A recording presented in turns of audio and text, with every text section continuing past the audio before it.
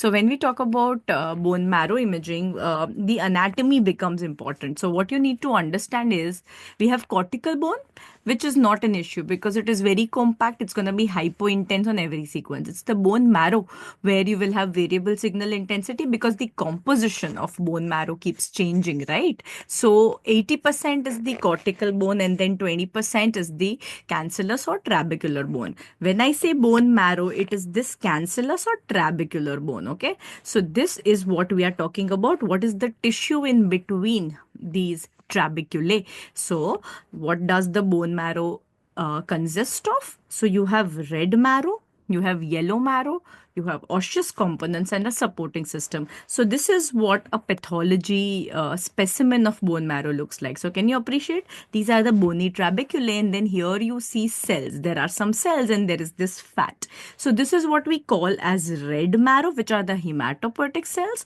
and this is what we call as yellow marrow, which are these empty spaces on pathology, which is the fat, right? As we keep getting older, the hematopoietic cells start to get depleted and then all of it becomes fatty, right? So that is the whole concept that you need to understand, that when we are young, all of our axial appendicular skeleton is made up of red marrow, hematopoietic cells. As we keep getting older, in some sequence, fatty marrow replacement happens. In what sequence does it happen? What is normal? What is abnormal is what we need to understand. So now see this. What do you think this is composition of, yellow marrow or red marrow? Very simple, right? अगर 80% fat है, this is what is yellow marrow. Yellow marrow मतलब ज़्यादा fat, 15% water, 5% protein. So this is predominantly gonna behave like fat, can I say? It's gonna be exactly like fat on T1. Now, when I talk about bone marrow imaging, never ask what is T2 signal. Ask what is T1 signal, ask what is stir signal. That is all that is needed. So when I say yellow marrow, can I say T1 signal is going to be white equivalent to subcutaneous fat? I can just see subcute fat everywhere in the body for comparison. Yes. So subcutaneous fat jitna hi hoga because this is 80% fat. When I do stir, what happens to subcutaneous fat? It gets suppressed. So what happens to yellow marrow when we do stir?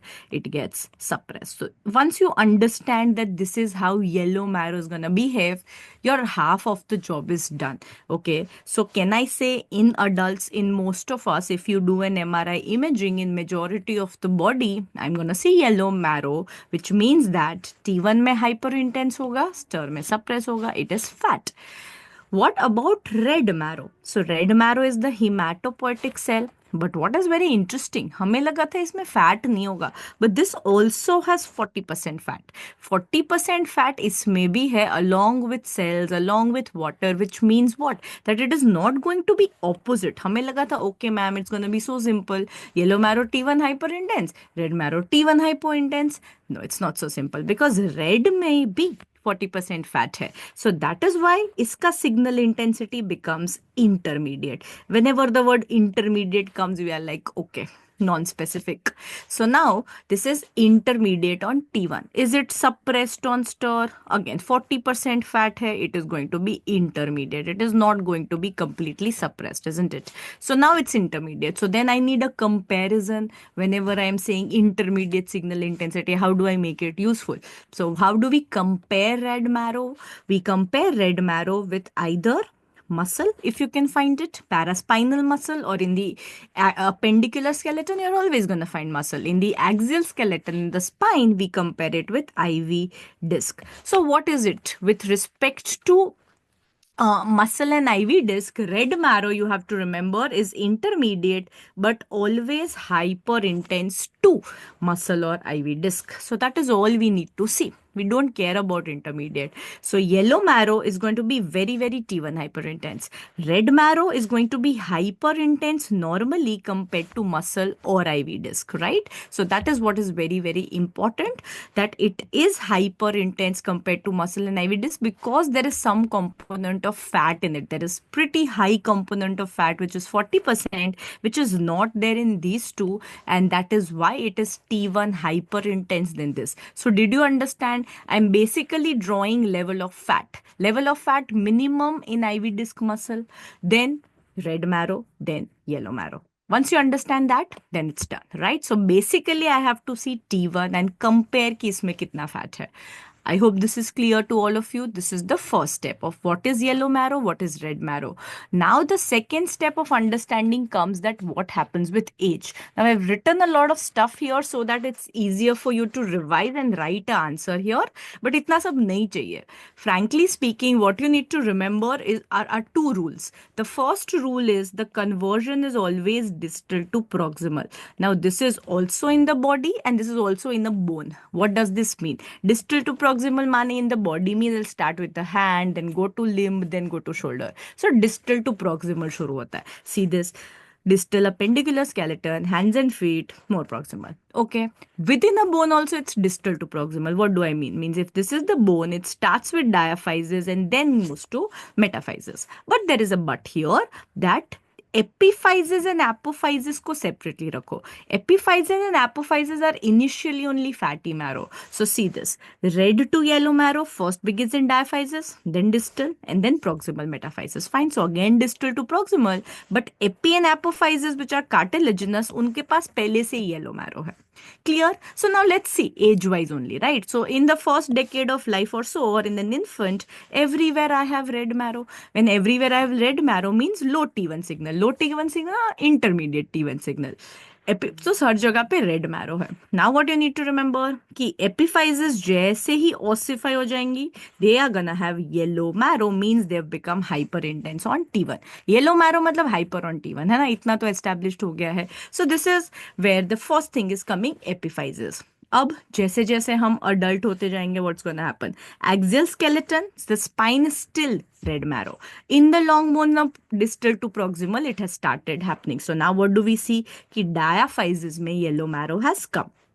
So a rough guideline would be, please upload video of AI. Yes, yes. AI also tomorrow I will upload. Okay, tomorrow it will be done. Yes. So yellow marrow in diaphysis is how it starts, and then abhi bhi metaphysis is still red. Okay, so in childhood yellow marrow has converted. As soon as we become adults, now it has come to proximal femoral metaphysis. It has come to metaphysis also. The only exception is proximal metaphysis. Proximal femoral and humeral might stay till long. These might contain red marrow till late adulthood, around 40-50 years, depending on person to person. So this is the only site which is still red. Everything else in the appendicular skeleton has now become yellow marrow. Now, when we talk about this, now when we talk about the spine, all right. So now when we talk about spine, we can't upload Chris because we didn't record. Okay, so the sessions haven't been recorded, but everything was a crisper version of the online sessions only, except one by Dr. Akhil where he demonstrated the hardwares. So that I have specifically gotten recorded so that nobody misses out, and that's there. Okay, so the only thing you could have missed out is that, and that I've recorded. Okay. So coming back, now spine, axial की बात करते हैं, appendicular तो convert हो गया. When we talk about the spine, variable, but few patterns you need to remember. So one is along the margins of the basivertebral vein, we frequently see fatty marrow has come. Apart from that, there could be peripheral areas near the end plates, or there could be unorganized. Okay, so these are frequent conversion methods, but any of it can happen while the marrow is converting in an adult. So now let's see. Okay, enough theory. Now let's understand from images. So I'm showing you the sequences from the images. First of all, unossified. Okay, baby hai, to abhi dekhna hi nahi hai. Now can you understand this? Can you tell me what has happened in this image? First of all, can you see T1 hyper? These are all T1 weighted sequence. What do? We compare with fat. So can you appreciate that the epiphysis and apophysis have converted so far? Yes. So epi and apophysis have converted into yellow marrow, whereas rest of it hasn't. अब ये वाला देखो. No, ये वाला नहीं, ये वाला देखो. Now what has happened? So this is what happens in the first year.